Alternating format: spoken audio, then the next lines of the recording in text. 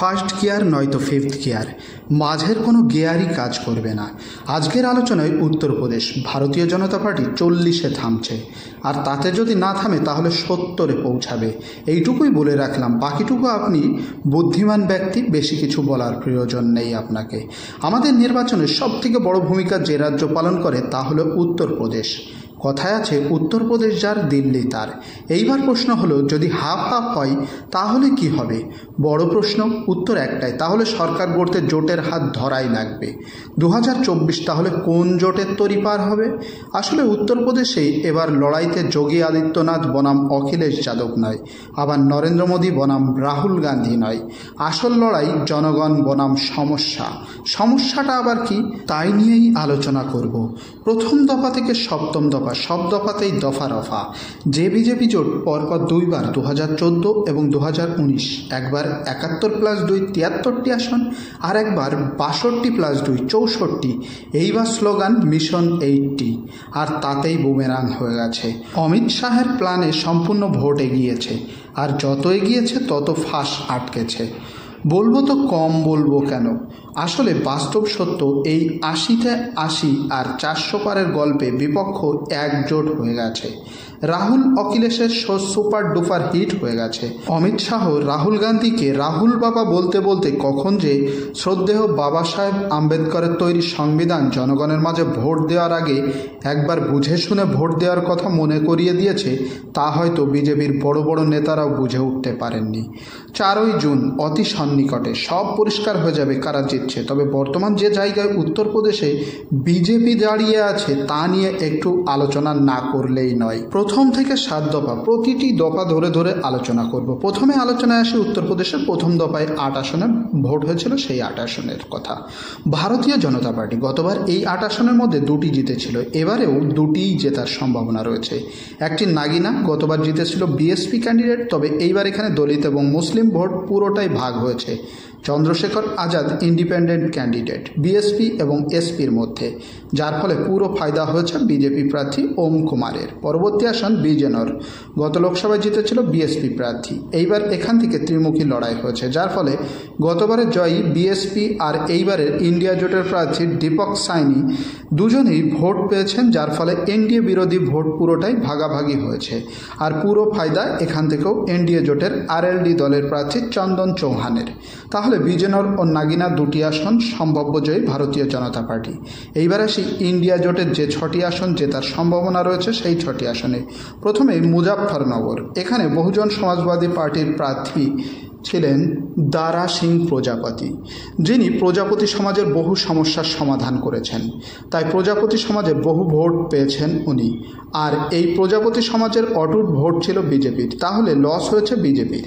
আর এখানে সমাজবাদী পার্টির ক্যান্ডিডেট হরেন্দ্র সিং মালিক, যিনি ঠাকুর সমাজের ভোট পেয়েছেন, সাথে 39% মুসলিম ভোট, আর প্রায় সবই পেয়েছেন হরেন্দ্র সিং মালিক। পরের আসন কেরেনা, এখান থেকে ইকরা হাসান লড়ছেন। ঠাকুর সমাজের, গুজার সমাজের এবং বহুজন সমাজবাদী পার্টির অধিকাংশ ভোট পেয়েছেন ইকরা হাসান। পরের আসন সাহারানপুর, এখান থেকে ইমরান মাসুদ জিতবে, তার কারণ এখানে সেই ঠাকুর সমাজ ও সংখ্যালঘু ভোট পুরোটাই পেয়েছেন ইমরান মাসুদ। পরের আসন মোরাদাবাদ, এখানেও সমাজবাদী পার্টির রুচি ভেরার জয়ী হওয়ার সম্ভাবনা রয়েছে, তবে লড়াই সমানে সমানে হবে। রামপুর, এখান থেকে সমাজবাদী পার্টি জয়ী হওয়ার সম্ভাবনা রয়েছে। পরের আসন পিলভিত, এখান থেকে গতবারের বিজেপি প্রার্থী বরুণ গান্ধী জিতেছিলেন, তবে এইবার এখানে বরুণ গান্ধীকে টিকিট দেওয়া হয়নি ভারতীয় জনতা পার্টি থেকে। তার থেকে পরিষ্কার হয়ে যাচ্ছে কি হতে চলেছে এখানেও, সমাজবাদী পার্টির জেতার সম্ভাবনা রয়েছে এখানেও। তাহলে প্রথম চরণে 8টি আসনের মধ্যে 6টি পেতে চলেছে ইন্ডিয়া জোটের প্রার্থীরা, 2টি পেতে চলেছে ভারতীয় জনতা পার্টির প্রার্থীরা। দ্বিতীয় দফায় এবারেও উত্তরপ্রদেশে 8টি আসনে লড়াই হয়েছে, তার মধ্যে আমরাহ বিএসপির ছিল, বাকি 7টি আসনে বিজেপির দখলে ছিল। এইবারে কি হতে পারে? বিজেপি স্লোগান দিয়েছে 80-তে 80, তবে পরিস্থিতি 80-তে 80 মতো অবস্থা। এখানে এইবারে এই যে 8টি আসনে লড়াই হয়েছে, এখানে আরএলডি কর্ণধার জয়ন্ত চৌধুরীর কতটা প্রভাব আছে তার পরীক্ষায় ফেলেছে ভারতীয় জনতা পার্টিকে, কারণ জয়ন্তজি এইবার এনডিএ জোটে। এখানে এবার আমরাহ, মেরুট, গাজিয়াবাদ, গৌতম বুদ্ধনগর এই 4টি আসনে সমানে সমানে লড়াই হওয়ার চান্স আছে।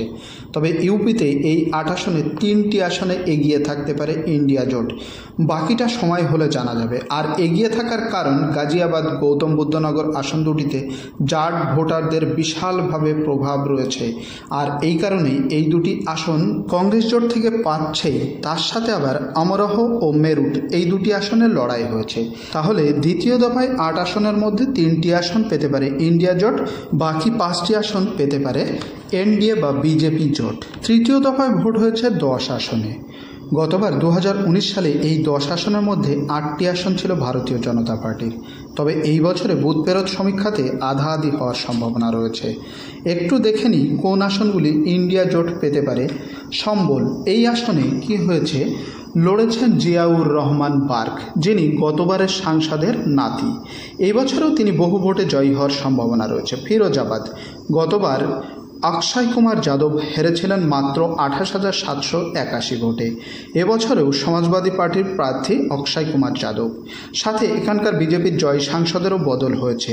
আর অক্ষয় যাদব 2014 সালের এমপি ছিলেন, এইবার ওনার পাল্লা ভারী। পরের আসন মানপুরি, এই আসনটি থেকে বরাবরই জিতে আসছে সমাজবাদী পার্টির প্রার্থীরা।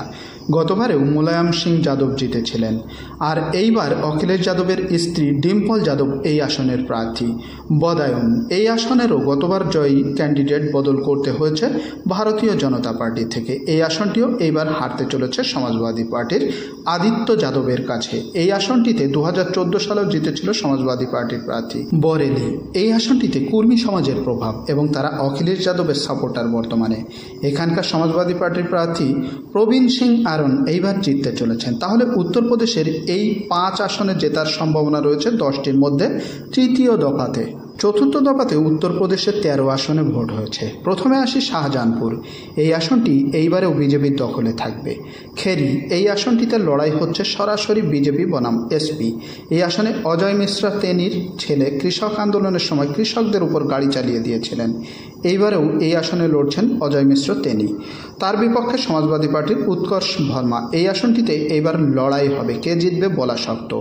ধাওয়ানারা এই আসনটিতে পূর্বে রেখা ভার্মা বিজেপির আর আনন্দ ভাদুরিয়া সমাজবাদী পার্টির থেকে ভোটে লড়ছেন। এই আসনটি সমাজবাদী পার্টি জিততে চলেছে।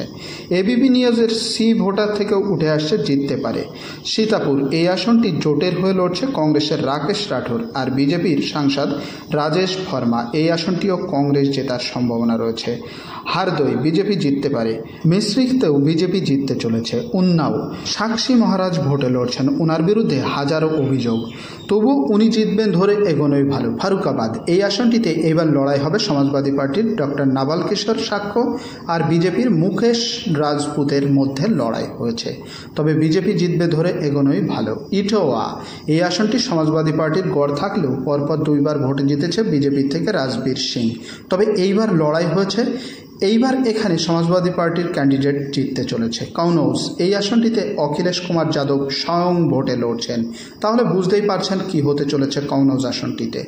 কানপুর এই আসনটি বিজেপি প্রার্থী বদল করেছে। কংগ্রেস গত লোকসভায় ভোটেও এখান থেকে লড়াই করেছিল। এইবার প্রার্থী কংগ্রেসের অলোক মিশ্রা, খুব ভালো প্রার্থী, উনি জিততে চলেছেন। আকবরপুর বিজেপি।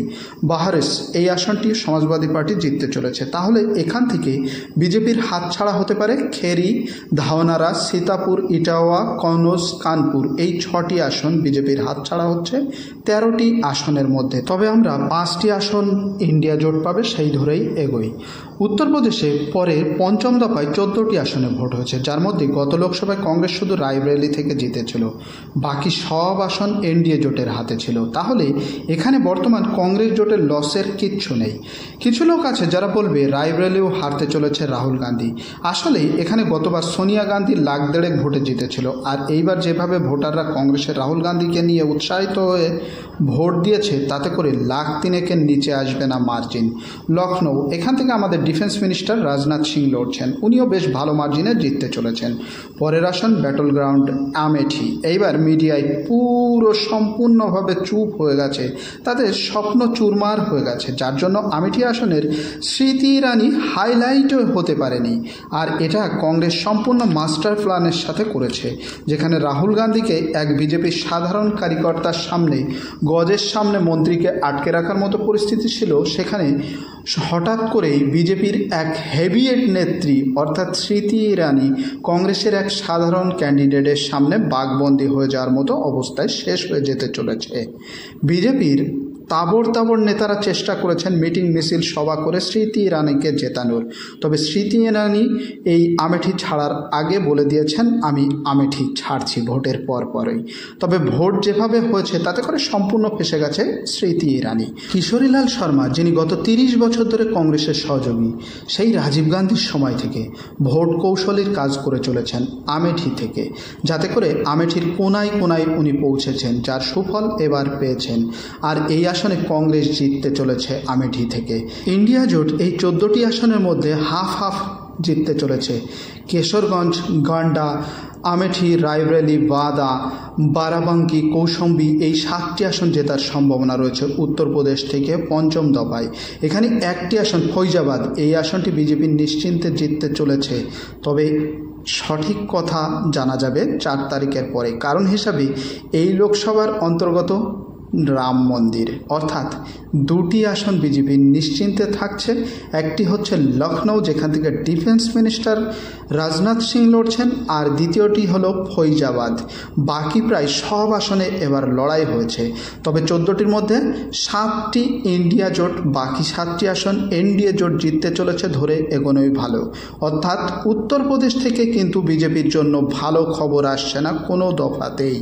ষষ্ঠ দফাতেও 14টি আসনে ভোট হয়েছে, আর এই 14টি আসনের মধ্যে 4টি আসন ছিল গতবারের সমাজবাদী পার্টি আর বহুজন সমাজবাদী পার্টির জোটের হাতে, বাকি 10টি আসন ছিল বিজেপির হাতে। উত্তরপ্রদেশের এই অঞ্চলে বিএসপির বেশ ভালো প্রভাব ছিল শুরু থেকেই, যার জন্য এই আসনগুলির মধ্যে আম্বেদকরনগর, সন্ত কবিরনগর আসনগুলির নাম পর্যন্ত দিয়েছিলেন মায়াবতীজি। যাই হোক, এই 14টি আসনে ইন্ডিয়া জোটের সবথেকে বেশি যা প্রয়োজন ছিল তা হলো বিএসপিকে সাথে নিয়ে এগোনো। তাহলে কি গতবারের 4 আসন ধরে রাখতে পারবে ইন্ডিয়া জোট, না এখান থেকে সবকটি আসন বিজেপি তুলে নিতে পারে নিজেদের খাতায়? আসলে উত্তরপ্রদেশে এইবার অমিত শাহ পর্যন্ত যা ভাবতে পারেনি তাই হচ্ছে। জনগণ হাতির পিঠ থেকে নেমে সাইকেলে চাপছে, যার ফলে সমাজবাদী পার্টি ও কংগ্রেসের বিশাল লাভ হচ্ছে। এই 14 আসনে কি হতে চলেছে তা একটু দেখে নেব। সুলতানপুর, এখান থেকে মেনকা গান্ধী লড়ছেন, গতবারের সাংসদ, উনি এবারেও জিতছেন। একটাই কারণ, এসপি এবং বিএসপি প্রার্থীর ভোট ভাগের ফলে উনি জিতছেন। ফুলপুর, এই আসনটি সমাজবাদী পার্টির অমরনাথ সিং মৌর্য জিততে চলেছেন। এলাহাবাদ আসনটিও সমাজবাদী পার্টি জিততে চলেছে। আম্বেদকরনগর, সমাজবাদী পার্টির লালজি ভর্মা জিততে চলেছেন। সরস্বতী, এই আসনটি 100% চান্স রয়েছে রাম শিরোমণি ভর্মা জেতার, উনি গতবারও সাংসদ ছিলেন বিএসপি প্রার্থী হিসাবে, এবারে উনি সমাজবাদী পার্টির প্রার্থী। বস্তি, আজমগড়, যে আসনটি 2019 লোকসভাতেও অখিলেশ যাদব জিতেছিলেন আজমগড় থেকে, এইবারও সমাজবাদী পার্টি জিততে চলেছে এখান থেকে। আরও একটি আসন মাসলি শহর, যে আসনটি 2019 লোকসভায় মাত্র 181 ভোটে জয়ী হয়েছিল বিজেপি। যাই হোক, এইবার ইন্ডিয়া জোট এই 6টি আসন পেতে চলেছে 14টি আসনের মধ্যে। বাকি 8টি আসনেও লড়াই হবে, এমনকি মেনকা গান্ধীর আসনটিও সেফ নয়। এই 14 আসনে গতবারে বিজেপি যে আসনগুলি জিতেছিল একটাও বড় মার্জিনে জেতা নয়, এমনকি মেনকা গান্ধী জিতেছিল মাত্র 14,000 ভোটে। উত্তরপ্রদেশের এই 14 আসনেও 7টি ইন্ডিয়া জোট, 7টি এনডিএ বা বিজেপি জোট পেতে পারে। শেষ দফাতেও শান্তিতে নেই উত্তরপ্রদেশে ভারতীয় জনতা পার্টি। মোট 13টি আসনে ভোট হচ্ছে, যার মধ্যে মাননীয় প্রধানমন্ত্রী নরেন্দ্র মোদী বারাণসী থেকে লড়ছেন। এখানে বিজেপির মজবুত কর, তার মধ্যে থেকে গতবার বহুজন সমাজবাদী পার্টি মাত্র 2টি আসন জিতেছিল 13টি আসনের মধ্যে। এইবার 2টি আসন ধরে রাখতে পারবে কি? ভোটের শুরুতে মনে হচ্ছিল বিএসপি আর এসপির মতো অতটা শক্তিশালী হবে না কংগ্রেস এবং সমাজবাদী পার্টির জোট। তবে দিন যত এগিয়েছে তত কংগ্রেস সমাজবাদী পার্টির জোটের ভোট বেড়েছে। এই 13টি আসনের মধ্যে বারাণসী আর গোরখপুর আসন দুটি বিজেপির সেফ, বাকি 11টি আসনেই লড়াই হবে, যার মধ্যে বনসগাঁও থেকে কংগ্রেস প্রার্থী সাদল প্রসাদ জিততে চলেছেন। ঘোষী আসন থেকে রাজীব কুমার রায় জিততে চলেছেন। সালেমপুর, রবার্টসগঞ্জ, কংগ্রেস জোটের প্রার্থীরা জেতার চান্স রয়েছে। গাজীপুর, গতবার বহুজন সমাজবাদী পার্টি থেকে আফজাল আনসারি জিতেছিল, এইবার উনি সমাজবাদী পার্টির ক্যান্ডিডেট, উনি জিততে চলেছেন। চান্দৌলিতেও সমাজবাদী পার্টি জিততে চলেছে। যাই হোক, উত্তরপ্রদেশ থেকে সপ্তম দফায় এই 6টি আসন জিততে চলেছে কংগ্রেস জোট 13টির মধ্যে। বাকি 5টি যে আসন রয়েছে সেখানেও লড়াই হবে, শুধু গোরখপুর আর বারাণসী বাদে। তবে এ কথাও মনে রাখতে হবে যে ইন্দিরা গান্ধী এবং অটল বিহারী বাজপেয়ীও কিন্তু হেরেছিল ভোটে। তবুও বিজেপি জোট এখান থেকে এই 13 আসনের মধ্যে 7 আসন পাচ্ছে, আর কংগ্রেস জোট 6টি আসন পাবে ধরে এগোনোই ভালো।